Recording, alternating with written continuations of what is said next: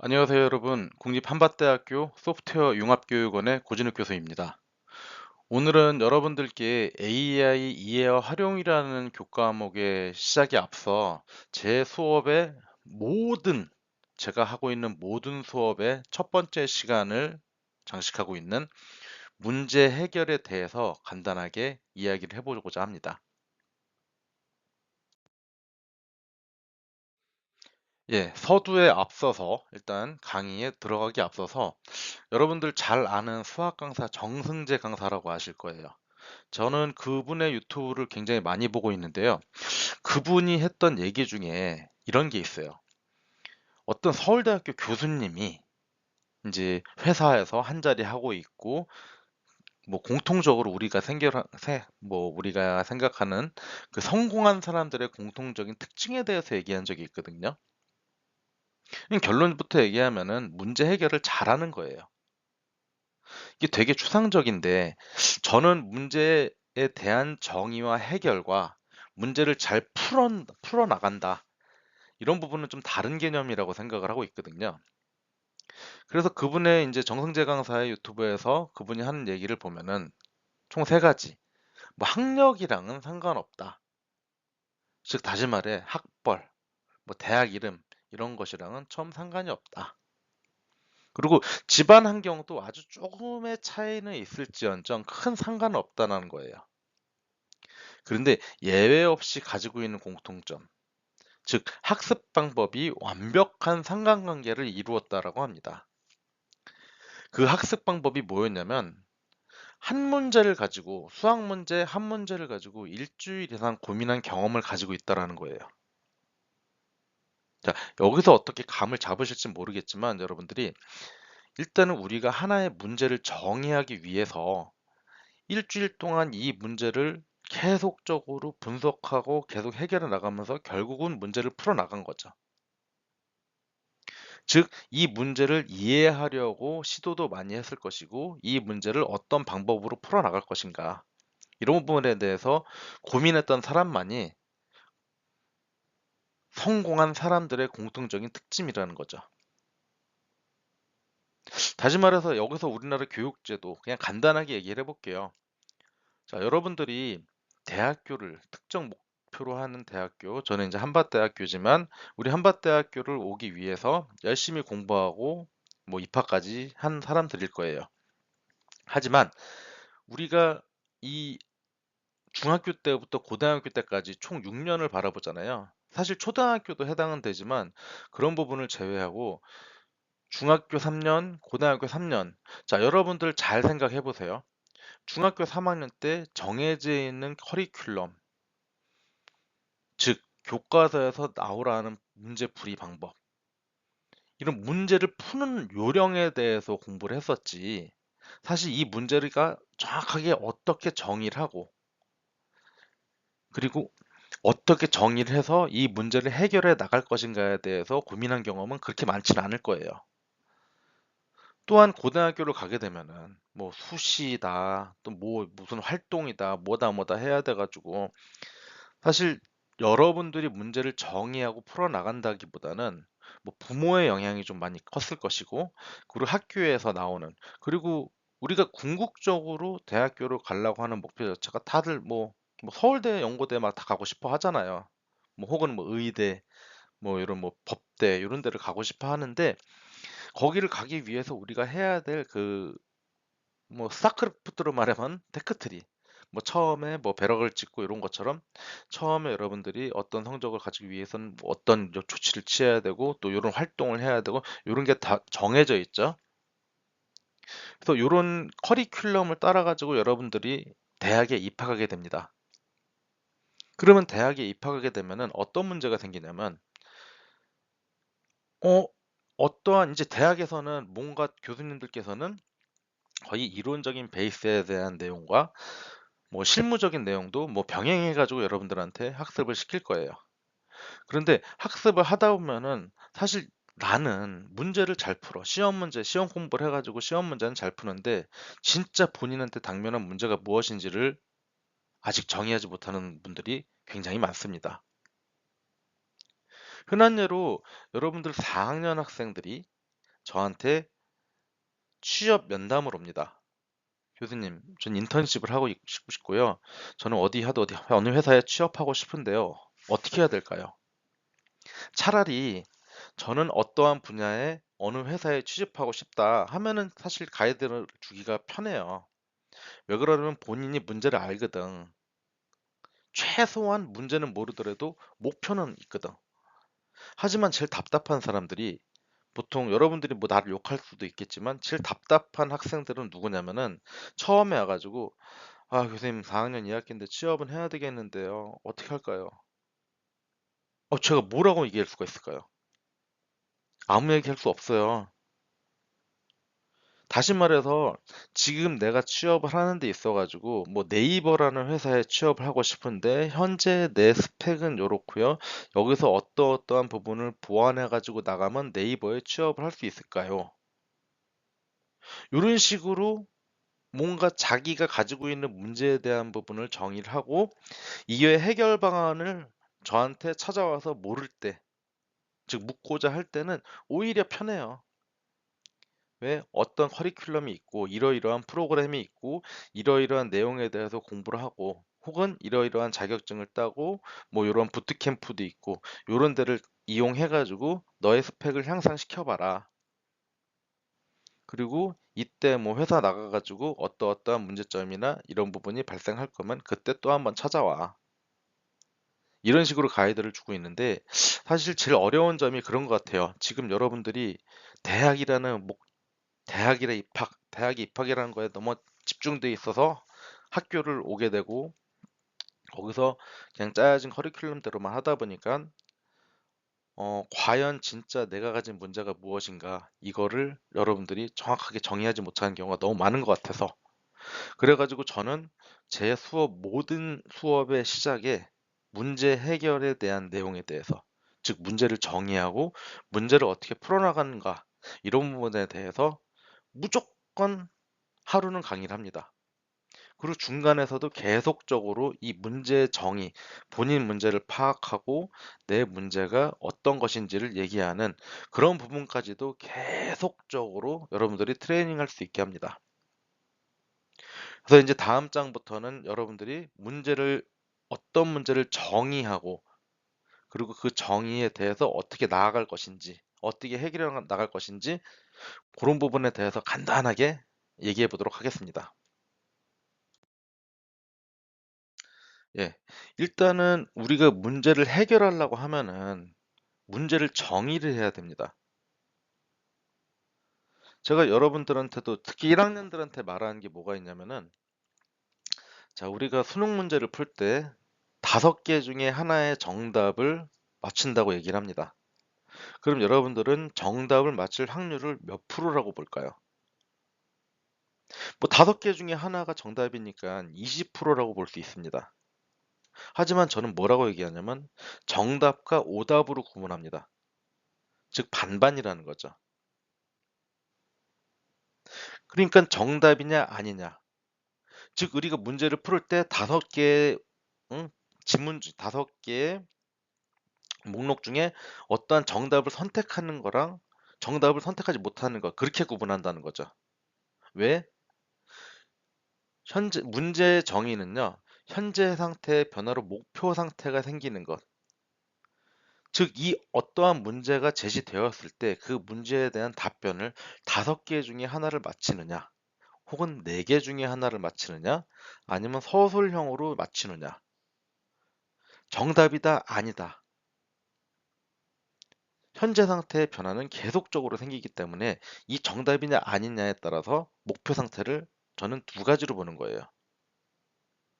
그래서 아까 얘기한 대로 복잡성에 따라 단순한 문제와 복잡한 문제. 즉 5개 중에 하나의 정답을 맞추는 것은 복잡한 문제가 되겠죠.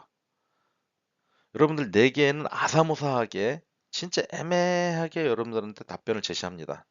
하지만 이거 답인 것 같은 식으로 말장난을 계속 하게 되면서 정답을 맞출 확률을 떨어뜨리게 만드는 거죠. 그래서 뭐 예를 들어서 OX 퀴즈 같은 경우는 기냐 아니냐에 따라서 우리가 뭐 단순하게 표현할 수 있겠지만 복잡한 문제는 그냥 오지선다냐 다지선다냐. 즉 5개의 보기 중에 하나의 정답을 선택하느냐 아니면 2개의 맞다 틀리다로 정의를 하느냐. 그렇게 좀 이해를 했으면 좋겠고요. 그리고 해결할 수 있는 문제와 해결할 수 없는 문제, 그리고 반복적인 문제와 일회성을 갖는 문제로 구분이 됩니다. 즉 해결할 수 있는 문제와 해결할 수 없는 문제. 자, 이 뭐가 있을까 한번 고민해 보세요.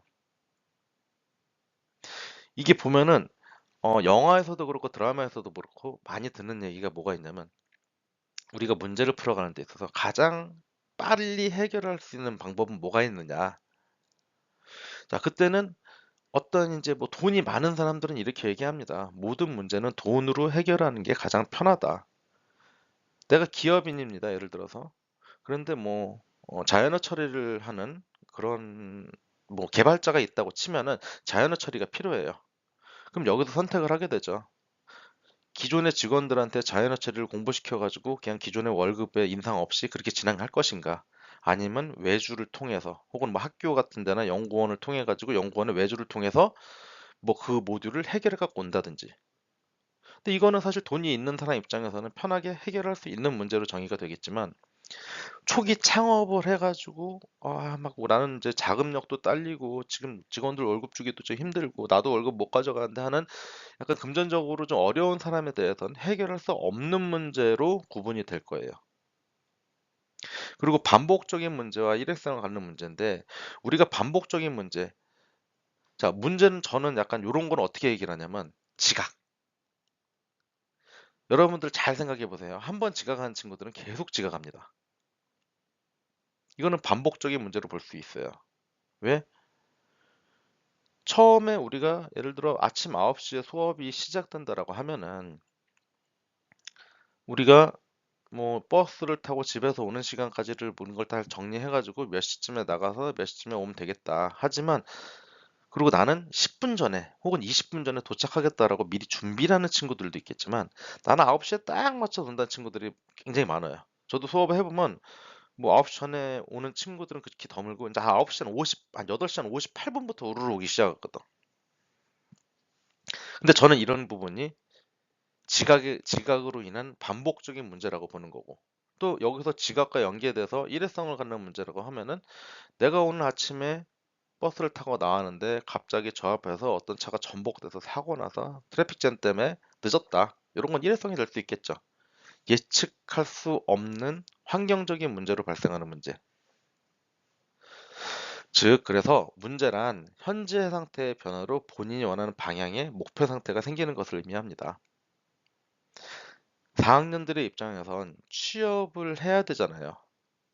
하지만 1학년들의 입장에서는 4학년들이 취업하는 형태나 산업 생태계를 좀 봐가면서 계속적으로 변화하게 되겠지만 4학년은 이미 그런 시간을 지내왔어요. 그리고 지금 여기서 내 스펙이 드라마틱하게 올라간다고 생각하진 않을 거라고. 그런데 문제는 뭐냐면 여러분들이 자신을 과대평가하는 거야. 객관성을 가지지 못하는 거지. 말이 좀 헛나가는데 다시 얘기하면 현재 상태. 내가 1학년일 때는 성적을 잘 받아야 되겠고, 2학년일 때는 뭐 전공 성적에 대해서 좀 스트레스를 받을 것이고, 3학년 때부터는 이제 취업을 해야 되니까 스펙을 쌓아야 되고, 이렇게 하기 위한 자격증도 따야 되고, 이럴 때면 특강도 들어야 되고, 방학 때 인턴십도 나가야 되고, 이제 4학년은 이제 실무적인 문제, 실제로 이력서를 어떻게 써서 내가 취업하는가 그런 문제로 각 입장마다 상태가 다르기 때문에 즉 목표 상태도 다르다고 볼 수 있어요. 하지만 멀리 봐라. 큰 숲을 봐라.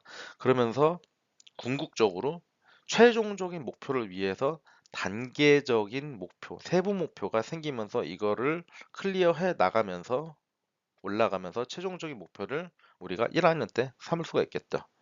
그래서 여러분들도 1학년 때 입학을 하면서부터 내가 어떠한 방향성을 가지고 그 방향성을 가지고 흔들리지 않고 꾸준하게 가는 게 중요해요. 근데 그 방향성을 어떻게 잡느냐?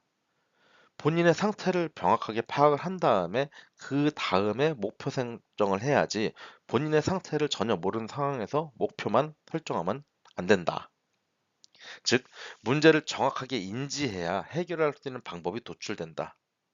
자, 네이버를 예를 들어서 들게요. 그냥 저도 잘 모르지만 뭐 네이버를 가려고 하면은 네이버 클라우드 자격증도 있어야 되고 여러 가지 자격증이 있어야 된대요.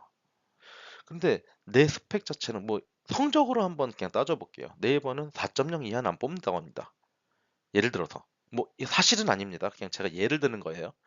네이버에서는 전체 평점이 4.0 이하의 학생은 뽑지 않겠다는 정책적인 부분을 가지고 있다라는 정보가 있다. 나는 3.5야. 그럼 백날 자격증 따도 네이버에 갈 수 있을까요? 안 되는 거죠. 그냥 헛된 희망이라고도 볼 수 있어요. 좀 미안하지만. 그래서 정확하게 문제를 내가 가진 문제가 뭔지, 현재 상태에 내가 어떤 상황인지, 이런 부분을 정확하게 인지해야 방법에 도출이 가능하다는 거예요.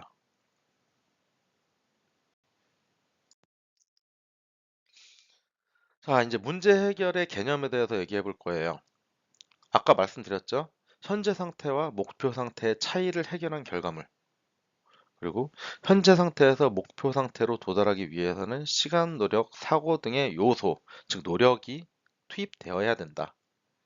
그리고 문제 해결의 결과는 정확한 문제의 이해를 바탕으로 시간, 노력, 사고 등의 요소를 배합하여 문제 해결이라는 결과물을 만들어내기 때문에 요소들의 투입 정도에 따라 결과물의 질이 달라질 수 있다는 거죠.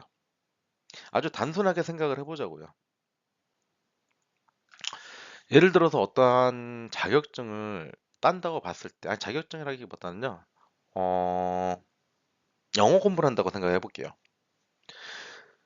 영어 공부를 한다고 생각해 봤을 때 처음에 우리가 나는 그냥 영어를 벼락치기로 다 할 거야 하면은 전체적으로 노력에 대한 시간을 그냥 뭐 3, 4일 동안 잠 한숨 안 자면서 열심히 공부해가지고 영어 시험을 보는 사람이 있을 것이고. 하지만 나는 영어 성적이 필요해. 취업을 하기 위해선 영어 성적이 필요해. 그러면 그 영어 성적을 위해서 나는 두 달부터 하루에 30분 동안 꾸준하게 단어 공부랑 체계적으로 공부를 할 거야. 자, 둘 중에 누가 더 잘 나올까요? 경험적으로. 꾸준하게 하는 친구들이 100%잘 나옵니다. 즉, 나는 내가 어떠한 영어 점수를 얻기 위해, 즉, 목표 상태에 도달하기 위해 시간, 노력을 투자했다는 얘기예요. 그리고 그 투입 정도는 단시간에 많은 투입을 할 수 있겠지만 우리가 문제를 어떻게 정의하느냐에 따라 이걸 해결해 나가는 방법을 어떤 식으로 설계를 하느냐에 따라서 투입 정도를 우리가 정의하는 거죠. 자, 간단하게 얘기를 또 해볼게요. 총 세 가지의 예시가 있거든요. 집에서 학교에 오는 방법, 맛있는 라면을 끓이는 방법, 우수한 성적을 받는 방법. 자, 세 가지가 있는데요. 여기서 우리가 공통적으로 정의를 해야 될 부분이 있습니다. 한번 고민해 보시고.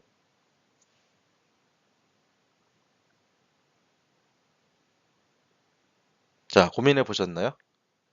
자, 집에서 학교에 오는 방법 매한 가지입니다. 하지만 우리가 집이 어느 집인지 우리가 예측을 하는 거예요. 자취하는 친구들은 자취방이 집일 것이고, 통학을 하는 친구들은 통학하는 곳이 집일 거예요. 그리고 자취방에서 오는 친구들도 조금 먼 거리에서 오는 친구들이 있을 것이고, 혹은 집이 바로 요 앞에, 우리 한밭대 바로 앞에 사는 학생들도 있을 것이에요.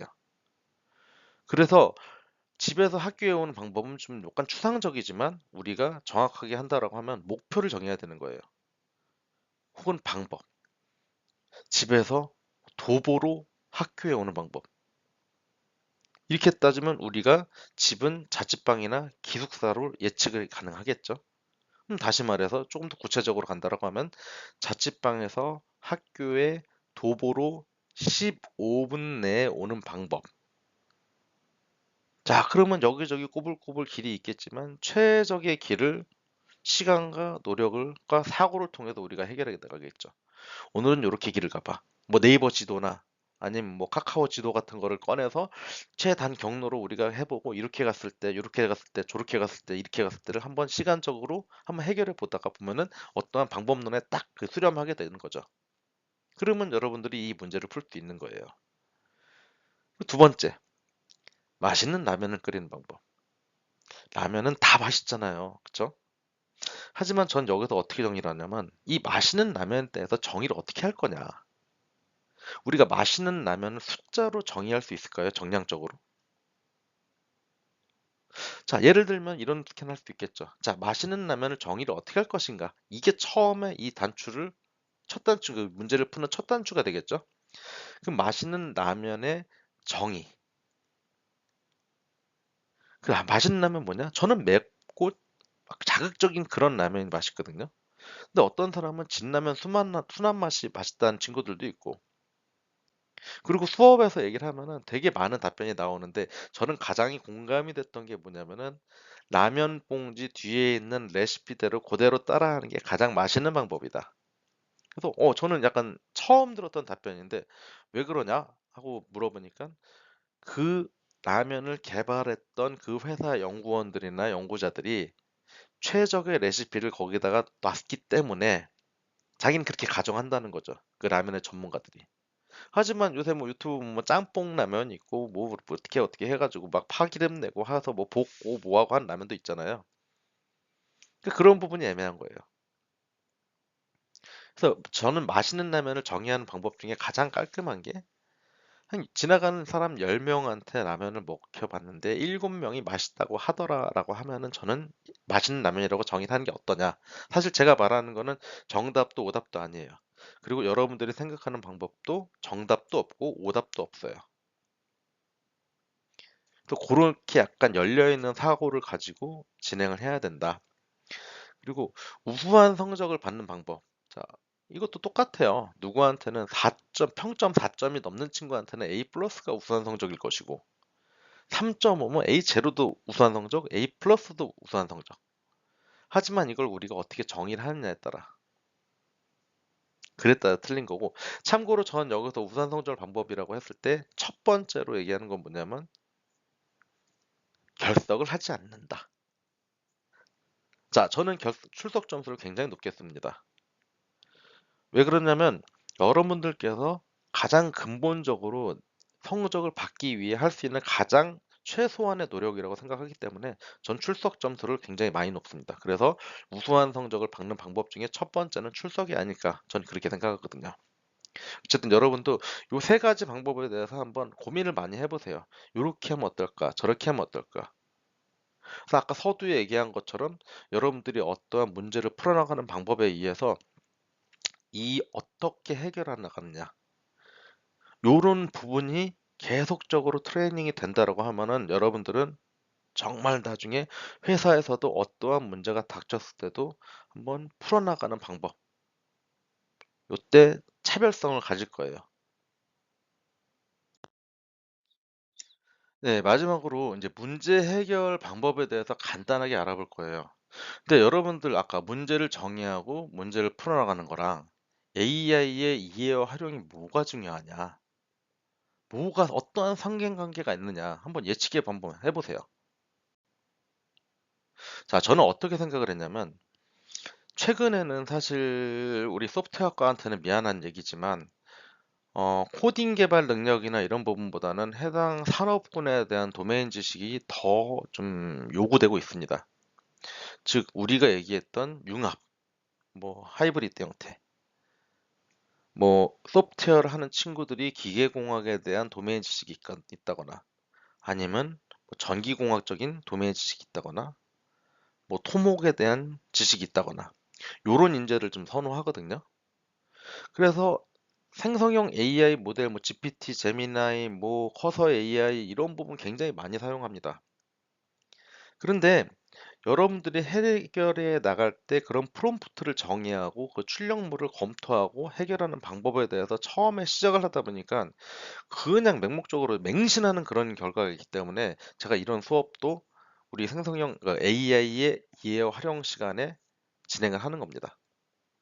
그래서 결론적으로 문제 해결이란 현실과 이상의 차이를 적게 만들어 목적에 부합하도록 작업을 수행한다. 자, 아까 말씀드렸죠? 나는 스펙이 요만큼인데 저 높은 스펙을 얻기 위해서 계속 이상과 차이를 적게 만들어. 그렇게 해가지고 어떤 목적을 달성하는 거. 그래서 문제를 해결하기 위해선 현재 상태와 목표 상태 간의 차이를 메꾸는 일련의 과정이 필요하고 또 문제를 정확하게 이해하고 분석한 후 가장 효율적인 방법을 찾아나가는 과정으로 수행이 됩니다. 요게 되게 단순한 그림이에요. 뭐 창의적 사고방식, 또 문제를 정의하는데 뭐 아이디어도 제안하고 기능사 사고를 해서 조건을 가지고 뭐 문제 해결을 방법한다든지 아니면 어떤 행동을 통해서 수렴을 시켜가지고 문제를 해결해야 한다는 거지. 요게 전체 어떤 문제 중에 요런 조건이 항상 수렴을 합니다. 하지만 내가 보는 관점, 사실, 범주, 사물, 가능성, 아이템, 아이디어 다 중요한 얘기예요. 하지만 여기서 여러분들이 자꾸 조그만 문제라도 문제를 정의해 본 다음에 문제 해결해 가는 방법을 종이에 한번 써봐요. 여러분들 핸드폰으로 뭐 버스 타고 다닐 때나 어디 다닐 때 이 유튜브 보고 그런 시간에 진짜 여기 뭐 메모장 같은 거에다가 쓰든지 아니면 태블릿에다가 뭐 적어서 내려가 봐요. 그게 계속 습관이 되잖아요. 그러면 굉장히 편해져요. 제가 잘은 모르겠는데 이면지를 굉장히 많이 써요. 어떤 하나의 태스크가 있으면 그거에 대해서 가능성을 이진화시켜요. 이럴 얘 아니다. 얘 아니요. 얘 아니요. 그러면서 트리 형태로 계속 나가거든요. 뭐 머신러닝 모델로 보면 디시전 트리라든지 아니면 뭐 이런 뭐라 하죠? 판별 모델로 갈 수가 있겠죠. 그런데 이제 다시 이제 본론으로 들어오면 이거를 하는 과정 자체가 뭐냐면 뭔가의 시스템에 대한 아키텍처 설계를 하고 스트럭처를 태우는 데 있어가지고 굉장히 중요합니다. 그리고 저는 제가 이면지에 기록했던 거를 항상 챙겨놔요. 그리고 날짜도 써놓고 내가 언제 이런 고민을 했었다는 그 정도의 기억은 있거든. 그러면 그런 기억을 가지고 이 내가 메모했던 걸 다시 찾아가지고 하고 그리고 포스트잇으로 막 그리고 막 이래저래 해가지고 어떠한 시스템을 만들자. 여러분들이 지금 학습하고 있는 이 어, 교재 발표 자료, 즉 이제 강의 자료 역시도 매 학기 계속적으로 저는 수정을 합니다. 매 학기 같은 수업을 하더라도 계속 수정을 하는 거죠. 그 이유가 뭐냐면 학생들의 상태가 바뀜에 따라서 저도 학생들한테 입력하고자 하는 목표 상태가 바뀌기 때문에 매사가 이 문제라는 거야. 근데 이게 과거에 보면 어떻게 힘들 수도 있겠지만 이게 어느 정도 몸에 배다 보니까 굉장히 좀 수월해졌어요. 그래서 저도 여러분들께서 뭐 우리 학교 한 3, 40개 정도의 학과가 있는 거죠. 근데 저는 다 같다고 봐요. 각자의 전문 분야에서 열심히 하는 것도 있겠지만 그 전에 어떠한 사고를 가지고 어떻게 문제를 해결하는 접근 방식에 대해서 고민해 볼 것인가 이런 게 계속 트레이닝이 되다 보면은 나중에는 조금 더 좋은 결과를 가지고 있지 않을까 좀 더 효율적인 방법을 여러분들이 찾아낼 수 있을 겁니다. 예. 다음에는 어, 지금 우리가 중간고사 시험으로 나간 문제를 가지고 우리가 어떤 식으로 이 문제를 어떠한 프롬프트를 가지고 한번 풀어봤는지 그 부분에 대해서 한번 이야기 나눠보겠습니다. 자, 여러분들 열심히 공부하시고요. 이만 마무리하겠습니다. 한밭대학교 소프트웨어 융합교육원의 고진교수였습니다. 감사합니다.